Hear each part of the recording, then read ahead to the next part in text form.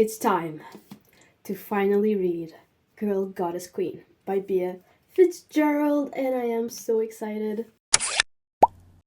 Hello everyone and welcome back to The Remaining Wallflower and welcome back to Feries. We are back. This month we are reading Girl Goddess Queen. This is the book we're gonna read for April and I am very excited. As you may or may not know, I love Greek mythology, so I didn't really want to count this for Feries because I know I'm gonna love it because it is a retelling of Persephone in Hades. So I know I'm gonna love it because I love Lore Olympus, but my cousin insisted that we do this for Furies because it is technically a fantasy, which I don't agree with, but you know, it is technically. As always, if you have been following along with Furies, this video will have spoilers, so be very careful when watching this. If you don't want to get spoiled in any way, then this video is not for you. And now, it's time to start this beauty. Also guys, I have the Waterstone Special Edition, which doesn't mean much. The only difference that it has to the other like normal editions is that it has this on the sprayed edges. To hell with love. Gorgeous. But this book just on itself is the most beautiful thing because look what it looks like under the dust jacket. Isn't that the most beautiful thing you have ever seen? That is gorgeous. And look at the papers, the end papers. It also has illustrations on it. So beautiful, beautiful cover. I'm gonna be reading this without the dust jacket. I also think I'm not gonna be making like you know how usually I put like little tabs for these books? I don't think I'm gonna do that with this because I don't want to ruin how beautiful this looks. So I might just annotate inside, just write stuff on it instead of putting the tabs. But let's start. As always, I think we should read the blurb. Blurb time, let's go. Thousands of years ago, the gods told a lie. They said that Persephone was a pawn in the politics of other gods, that Hades kidnapped Persephone to be his bride, that her mother, Demeter, was so distraught she caused the earth to start dying. Well, it's time to set the record straight. Persephone wasn't taken to hell, she jumped. She wanted an escape. There was no way she was going to be married off to some smug god more in love with himself than her. She's got big plans, ones that will shake Mount Olympus to its very core. And falling in love with the underworld's rude, arrogant, and incredibly annoying ruler Hades is absolutely not one of them, no matter how good he looks in torchlight. I love that. Love it, love it, love it. I am predicting that this book will be 5 stars. If it isn't, I'm gonna be very surprised. But if it is, it will also be the first 5 stars of Furies, which will be interesting. And just for the reference, we will not be doing Greek mythology for Furies any other time. This is the only time we're doing it, simply because my cousin insisted that we do it. But I will not be reading Greek mythology anymore on Furies because I feel like that's an unfair thing for Furies, because the whole point of Furies is reading fantasy books until I fall in love with the genre. And if I'm only reading the Greek mythology part of fantasy, which is the part that I actually like, then that's not fair. That's not what I'm trying to achieve. So this will be the only one, so enjoy it, besties. Enjoy it while it lasts.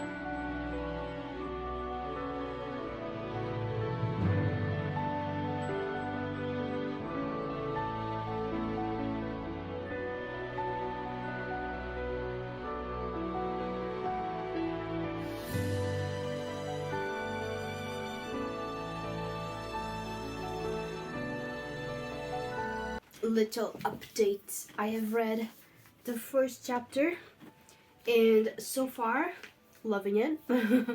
I mean, it's too early to say, but I am liking it a lot. I'm gonna be comparing this book a lot to Lore Olympus.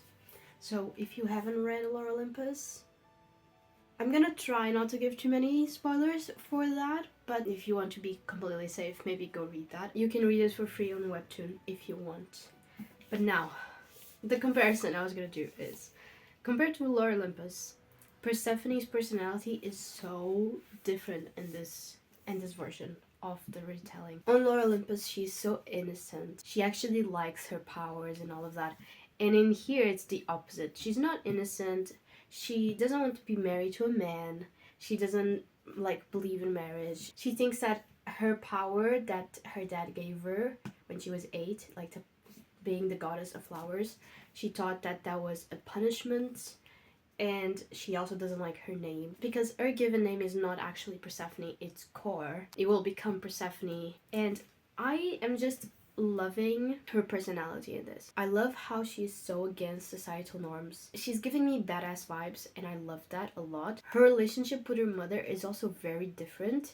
Like, I feel like even though she loves her mother and she respects her, she doesn't really respect her that much. Like, I don't think she values her opinions, and I don't think she agrees with her mother's values, which is very different for sure.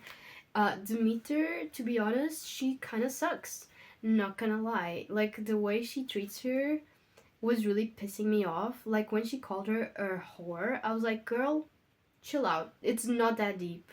Like, please. Like, here on page 7. This is a conversation that they have. Mother swats my fingers away and straightens the bow instead. You should always look your best for your husband. Well, would you know? You weren't married. I want to scream. Will he always look his best for me? I ask instead. Mother jumps, glancing around like an Olympian could be lurking around the corner, like she hasn't spent the last decade waving intricate magic to bar the uninvited from her island. Don't say things like that, Cor, she scolds. No one will believe that a woman who talks of attraction is virginal. Do you want people to believe you're a whore? And I'm like, girl, it is not that deep. Oh my god. I just the conversations that they had about like chastity and like being pure for your husband, and this idea of like losing your virginity making you less than and less valuable and less of a good member of society. Like, I know some people still go through this, and I know that a lot of women went through this throughout history, and it's just, it annoys me so much. And I did not expect that from Demeter, to be quite completely honest. I expected it from maybe Zeus, like her father, but never Demeter. So that was a very big surprise. I don't really like Demeter in this. I know that she's trying her best because she says that the whole point of marriage is that it keeps her protected, that it keeps her safe, and that men will not try and like do anything wrong to her without her permission. So I kind of understand where she's coming from, but this is not the way for you to talk to your daughter. Like, no. No, girl. I know she's a little sassy. I know she's a little hot-headed. Do not talk to your children like this, to your child. There's also some very nice quotes on this first chapter. And by nice, I mean heartbreaking. Let me see if I can find it. Right here, after she's given her name and her powers, it says, Goddess of the flowers it is, and I name you Kor. My eyes widened as the meaning of the name ran through my head. Pure, beautiful maiden, little girl. Apparently, that was all I could ever be to him. As the ceremonial fire was lit, I fought back tears. This felt like a punishment, and I had no idea what I had done wrong. Like, wow. My gosh. And I also love just how sassy she is. Like, when her mother is doing her hair, it says, God forbid my hair looks like a mess. The universe might end. Or curse shame upon my household at the very least. Oh, she's so funny. Now, I found the other quote I was looking for that's like a little heartbreaking. It says here, still, there's something about hearing her sigh on a day like today that pulls at a chord in my chest. I'm disappointing her, even when I'm agreeing to the biggest thing she's ever asked of me. Like, whoa. I'm loving Bia's writing. It is beautiful, gorgeous, show-stopping, incredible. I am so happy right now. Good morning, everyone. I haven't read this in a few days. Ow, I just knocked myself in the face. How nice. But I really want to continue reading this, so today is the day we are gonna continue. I read one chapter on the first day, and today I thought I'm gonna put a timer for 1 hour, and we're gonna see how much I can read in an hour. Usually, in an hour, I can read about 40 pages. I'm a slow reader, in case you didn't know. That's gonna be my goal. There's many pages, and let's start. There we go. 1 hour, and here we go.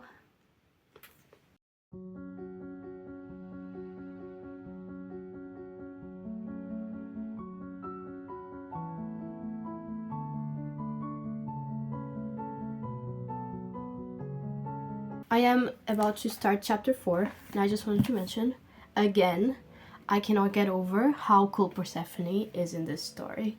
Like, Bia has made her such badass. It's not that she wasn't a badass in, like, Lore Olympus, but she's a different type of badass in Lore Olympus. She's much more innocent, much more subdued, and here she's just a plain badass. Like, I love how she makes people think that she's submissive just because she knows that she needs to act that way in order to get what she wants. And I love that.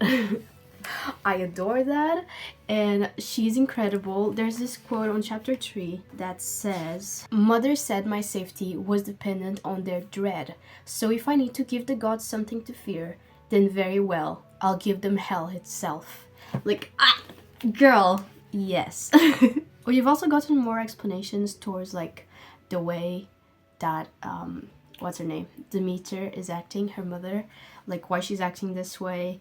And like the nymphs told her this. I think Demeter thought that if you believed it was her idea, then it might feel easier for you. So she tried to delay her getting married. It even says here, "Your mother argued with him, you know," Cyan says. "She pleaded for another few years. He refused. Apparently there's something of a competition for you." And then it says the thing about Demeter thinking that it would be easier for Persephone, or Core, I guess, to think that the decision to marry was hers and not her father's, which is just not true. And I cannot reiterate enough how much I hate Zeus. Like, never liked them, didn't like him on Percy Jackson, didn't like him in Lore Olympus. I just don't vibe with Zeus. He's not a good dude. He's just this guy that thinks because he's the king of all the gods that he's so powerful and everyone should fear him, and everyone, like, the first thing that they should think about is how powerful he is and how he can, like, destroy your life with a snap of his fingers. And the way Bia described that on this book was so perfectly done. I've noted down some things. It says here, this is when he descends to Earth to get Demeter and take her to Olympus so they can decide who Core is going to marry.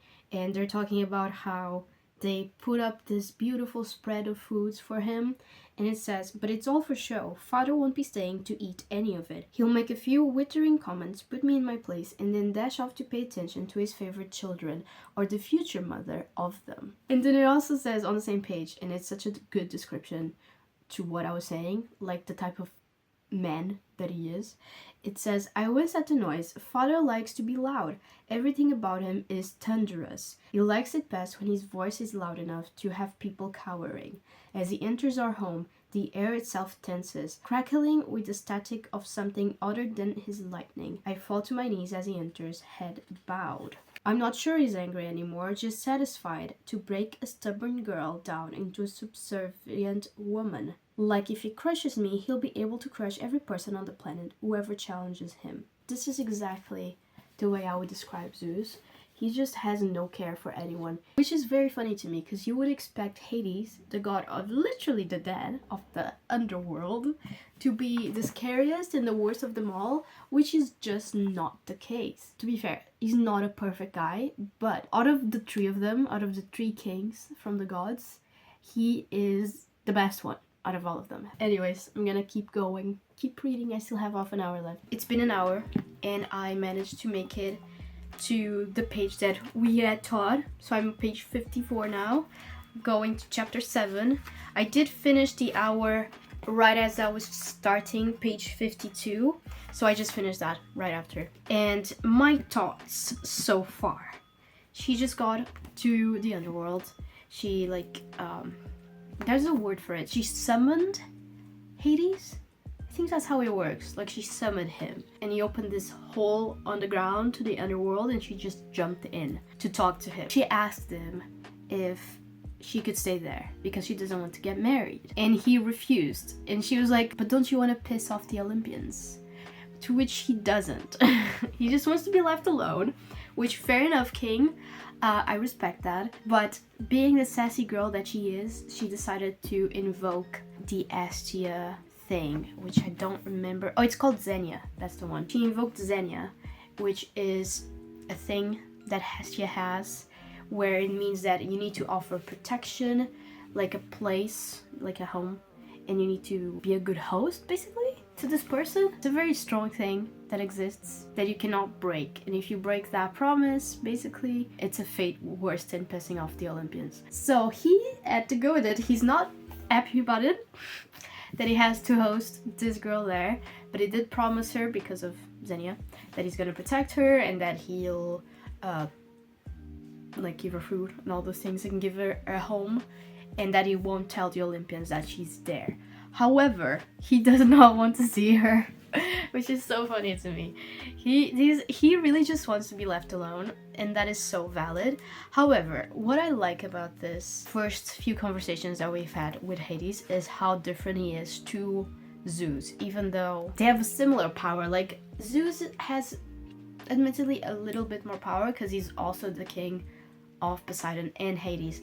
But Hades and Poseidon are both the kings of the gods as well, alongside Zeus. So they have a very similar type of power dynamic, and it's interesting to see how he's so different. For example, here on chapter 5, it says, I hesitate, trying to work out the best approach. My father would be shouting by now, of that I have no doubt. He would not be sitting still on his throne, but across the floor waving a thunderbolt in my face or demanding I bow before my king. But Hades doesn't seem angry. There's an edge of irritation, but beyond that, there is curiosity. Throughout their interaction, he never gets mad to the point of shouting at her, which is something that Zeus does all the time. Even when he starts getting actually mad at her, he kind of sits back and he tries to control his anger, and he brings his anger down and he refocuses. And throughout that time, he doesn't touch her, he doesn't try to hit her, he doesn't scream at her, none of that, which is completely different from the way Zeus reacts to things. He also, you can see that he doesn't think Zeus, he doesn't really respect Zeus that much, because about her naming ceremony, he sees it as a funny thing, the way Zeus was reacting. So he's kind of in a way making fun of his own brother, which is hilarious to me. It says here, I must say, Hermes could barely stop laughing when he told me how tense and worried dear Zeus had become at the thought of his 8-year-old daughter upstaging him at the ceremony. How pleased he had been with himself to put her in her place. And that kind of sounds like he doesn't like the way he does things either, and he finds that ridiculous as well, the way that Zeus reacted with his 8-year-old daughter, because she even says afterwards, that's father, to which Hades answers quite. I don't think he likes the way Zeus handles things, and that's why he tries to be different. Because he doesn't, that's the whole thing. He doesn't want to be associated with the Olympians because the Olympians are not the greatest people, and he just does not want to be associated with those. He doesn't even, he's been offered a seat on the council and he hasn't accepted it. He just truly wants to be left alone. And I'm pretty sure it has to do with the way that he actually got the underworld. Because he was an 8-year-old, I think, or 7, when he got the underworld assigned to him. And at least in Lore Olympus, he wasn't happy of getting the underworld because he didn't want to be alone. And being in the underworld meant that he would be alone forever. I don't know if that's the case. I don't know if that's how Bia is gonna tell the story.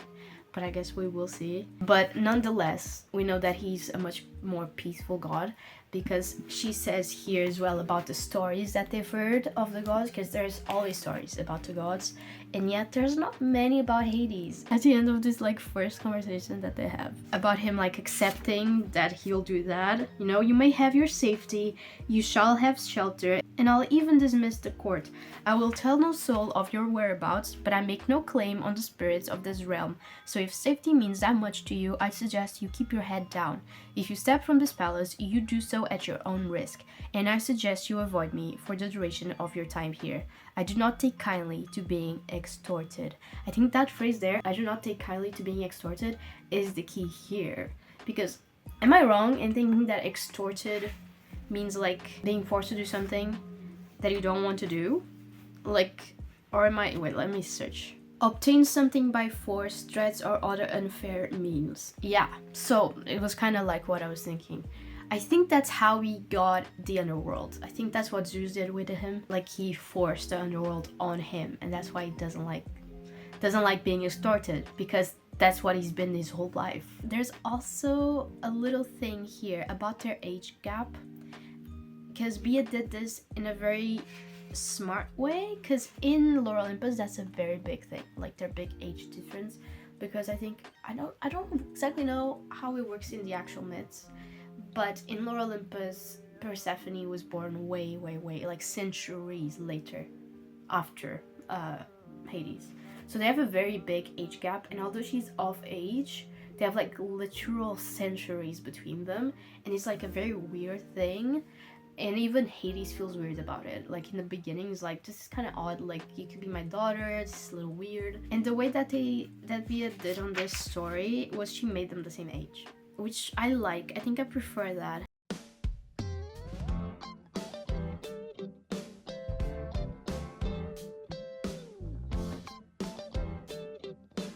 Excuse me, what? What do you mean your Styx the river? What? I'm reading chapter 10, and it starts with like Hades having a discussion with this woman, and we don't see who the woman is, but like the woman is very mad at Hades because he thinks that he stole Persephone, right? That he took her of his own free will. And I was thinking, oh, this is probably Hecate. I don't know how to say her name, but you know, Hecate. You know the one. No, Styx. I also do not say that. Styx the river. It can just create a corporeal form, and I guess get out of the river. How? I didn't know this was a thing. I did not see that coming. That was literally, I read that and I went, oh, what do you mean you're the river? The way the way Persephone just revoked Xenia after she went to the fields and she saw the humans and she saw that all of the humans were together in the same place, because apparently this is before they were divided. Because, I mean, we know there's gonna be changes, right? We know she's gonna do the changes, or Hades is gonna do the changes because of her or something. Because we know that there's two places in the underworld. There's a place, which I think is the camps of Asphodel, where they were, for the good people, normal people. And then there's another place for the bad souls, for the bad people. The people who did really bad things in the human world when they were still alive. So we know that there's gonna be a change. And the way that she just went and like insulted Hades to his face because he's not doing anything about it and he doesn't care that there's so many souls reliving their worst fears every day for eternity just because they're all together in the same place, the evil and the good ones, you know. And that does not go with Persephone, and she wants him to do a change. She wants him to change, but he is not willing to do that change, at least not yet. And it really angered her that he was in fact not as good as she thought he would be, and she just insulted him. But again, he didn't hurt her. She thought he was gonna hurt her when he like went like to grab her face, but in reality he was just grabbing the flower that she had on her ear. He did smush the flower, to be fair, but it didn't like hurt her. And even after, at least right now, I've just finished chapter 11. Like even after she broke Xenia, well, she didn't break Xenia. She said she took Xenia back, I suppose. So now he is just free to do anything that he wants. He can hurt her if he wants. Like, he doesn't need to protect her anymore. Doesn't need to give her a roof and give her food and all those things. And still, he still hasn't done anything. Like, he could have just hurt her as soon as she took away Xenia, but he didn't. He just watched her walk away. I think he was in such shock. Like, I'm loving where this is going.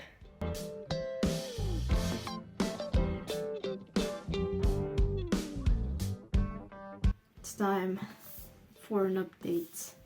I am currently on I'm about to go to chapter 17, and I just wanted to point out how amazingly done it is. Like, how do I say this? Like, the emotional manipulation and the gaslighting from the mother's part is so well written, and it's so relatable. Like, the way that Persephone talks about it is jaw-dropping. Truly something that I feel like a lot of people can relate to. Let me read to you a few sentences. So it's on chapter 13 that this happens. And there's a few quotes that I underlined that I thought like talked about this very well. And it's Persephone thinking about it. And the thing is, she doesn't understand that her mother's love is not really love, is more abuse than anything else. It's like emotional abuse. But she doesn't understand that yet. So for her, it's like she's trying to justify her mother's actions by saying that it is love and it's just the way that it is and stuff like that.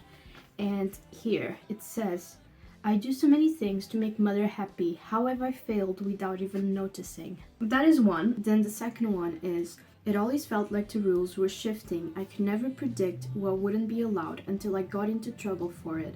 Eventually, it just felt like anything that brought me joy was wrong. And then to really touch on the love part, and I feel like this sentence is her trying to break out from this and like trying to understand that this is abuse. She says, but can you really love someone when you're trying to change everything about them? And that, oh, Bea Fitzgerald, when I get you, my god. That's amazing. I also wanted to talk about how much I love 80s in this. I really love his ass. He is such a soft soul, and he's now helping Persephone like I thought he would. And he did say, like, about not caring about humans. He did say something very striking, and what he said was, I do care about the humans, or I did. When I got here, I tried to do things for them, but their spirits decayed so quickly that nothing I tried worked.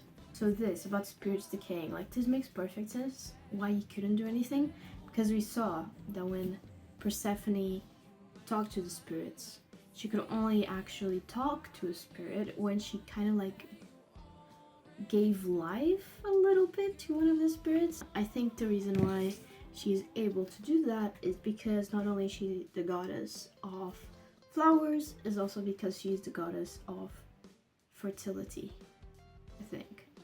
I think she is. I could be wrong in that, but I think that's what she is, and I think that's why she can do that. Also, Persephone, such a badass. Oh my god, such a badass. I'm gonna change it, you guys, because I am squinting. It is too bright. Oh, this is so much better. Yeah, Persephone, the way that she just created like this, like she just divided the land just by herself, and then she used the powers from the other two gods to do the rest of it. Wow, amazing. The woman that you are. And she's not afraid of anything. She's not afraid of Hades. She talks back to him so much now that she revoked Xenia, and it's like, it's so amazing. Oh, also, I completely forgot. Hades swore on the river Styx that he wouldn't hurt her and that he would protect her and that he wouldn't turn her into anyone. And oh my god, the man that you are as well. Get you a man who does that for you, honestly. Also, about like the marriage thing, he does say here, it's a vile practice. If it were to happen to any of the goddesses of the underworld, I would be outraged. As I say, I understand why you're here truly this time. Like, that, it just proves, it's another thing that proves how much better he is than the other Olympians. Like the fact that he's disgusted by what's happening to her, and he would never allow that to happen to the goddesses from the underworld. So like if they wanted to do that to like a cat, for example, or Styx, I guess, could you marry off the river? He wouldn't let that happen. And I love that. I am officially this much into the book that I think it's 30% or something like that. And today is the last day of the month, and I should have technically finished this in April, but I didn't have time, so I'm gonna have to finish it in the beginning of May.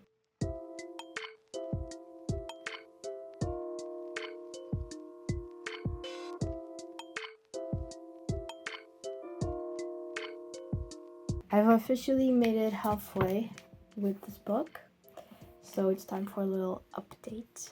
So, stuff is going down. They are gonna get married, but it's gonna be like a fake marriage type of situation.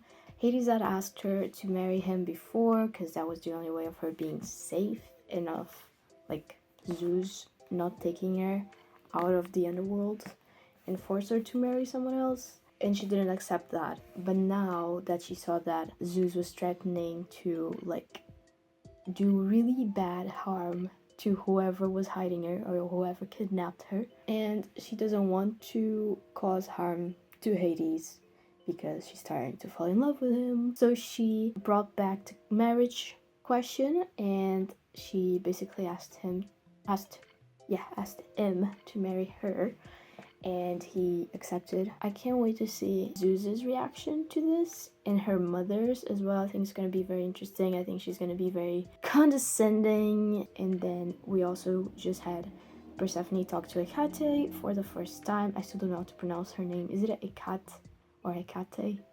Hecate? I'll just go with Hecate. So she just talked to Hecate for the first time, and Hecate was like, you don't see the power that you have. Like, you're so oblivious, it's annoying, you don't see the power, blah blah blah blah blah. You're not just a goddess of flowers. I'm intrigued to see where that's gonna go. So yeah, let's finish this book.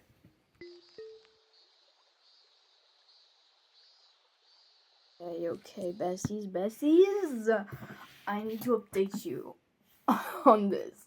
I read like more than 100 pages in a sitting today. I am obsessed with this book. They got married, and I love the way she like put up appearances when her father was like being very mad with Hades, you know. She just went and played the innocence card, and the father had to like stop it, and it was amazing. Then I love that on the coronations she like dressed in a badass way to prove her point, and she got there and she grabbed the crown herself instead of having Hades put the crown on her head, and she just grabbed them and kissed them to like prove the point again that she was there and she was a badass. I loved it. I loved it. Slay, big slay. Then a cat was also there, and she was like, you're more powerful, blah blah blah, the stuff that we had already known. And basically we found out that she is the goddess of life. So she's the goddess of life, and that's why she can heal all of the souls, and she just healed all of them in one go. It was incredible.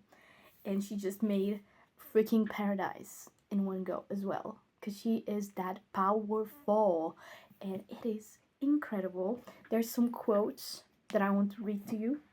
Let me find them first. Here. This is after she made paradise. Hades tells her, you once asked for the world, Persephone. Congratulations, you just created one.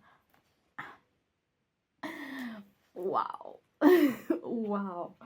And also at the end, because they like tell to Hades' court that she was the one who did it, and that she wasn't kidnapped, that she went there because she wanted to go. Big slay. Big slay. And then at the end of that chapter, she says, there are gaps in Zeus's power, and I am one of them. Yes, absolutely yes. Absolutely.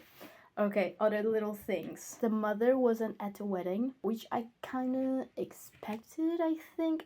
I didn't really predict it, but it didn't surprise me. I hope that we get a confrontation between Persephone and Demeter. I think it will be very insightful conversation. Also, the scene at the wedding, when the gods rushed like Hades and Persephone to the bedroom for like consummating the marriage, and they just pretended to be having sex. It was so funny. It was so funny. It was hilarious. The only thing that I ever complain of is the miscommunication. My goodness. She's in love with him, and we know that he's down bad for this girl, but the reason why he's not doing anything is because he swore on the sticks that he wouldn't, like, what's the word, force himself on her.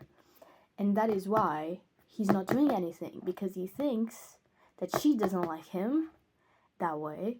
So if you were to say anything, it'd be like forcing himself. I just know that's his thoughts, and I'm so tired. I just want them to communicate and be like, be real with each other, you know, like that app. Just be real. I am absolutely eating this up. I am eating this up. Yum yum yum yum. It's delicious. And I'll probably catch up to you once I finish this book.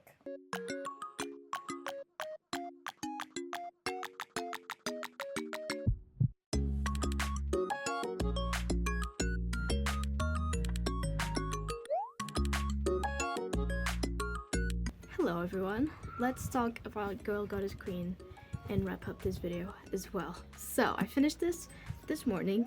I feel like you already know what I'm gonna rate this book. But let's go over all of the points that I liked in this book, as well as the points that I didn't like quite as much.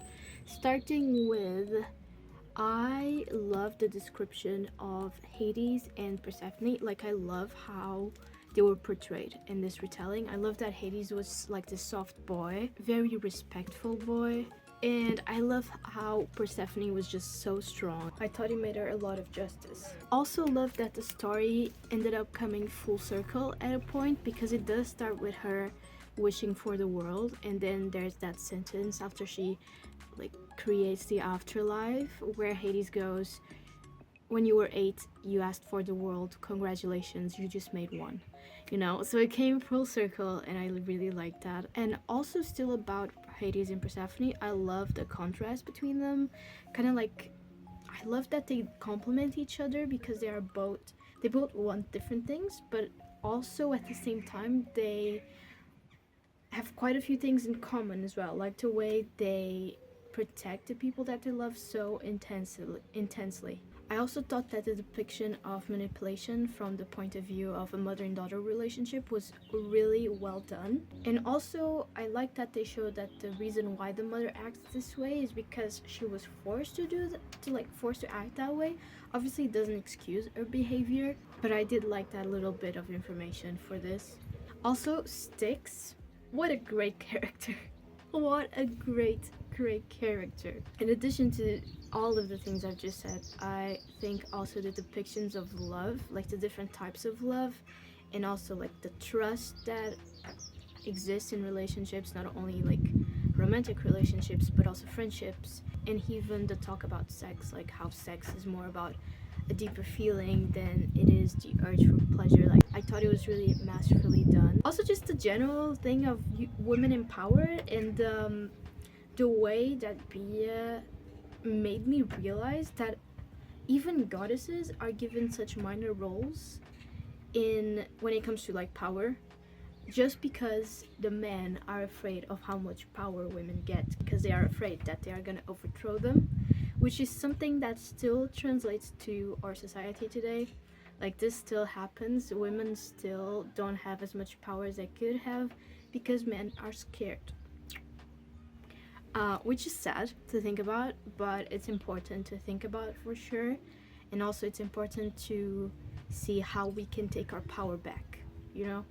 How we can do what we actually want to do and make a difference, if we want to make a difference, that is, because not everyone needs to make a difference in this world, but if you want to make a difference, then you should be given that opportunity. And yeah, I think that's it, period.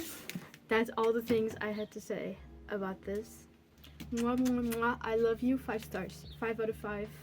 Oh, I didn't say. The only thing I didn't like as much, but it didn't stop this from being a 5-star, was the miscommunication. There was a lot of miscommunication between Hades and Persephone, but I totally understood why he was done and why it was necessary to have that in this story, because Persephone she doesn't really feel like anyone could actually love her. She doesn't think she's easy to love. So obviously, even if he was making his feelings clear, she wouldn't see that. She would need like an actual confession.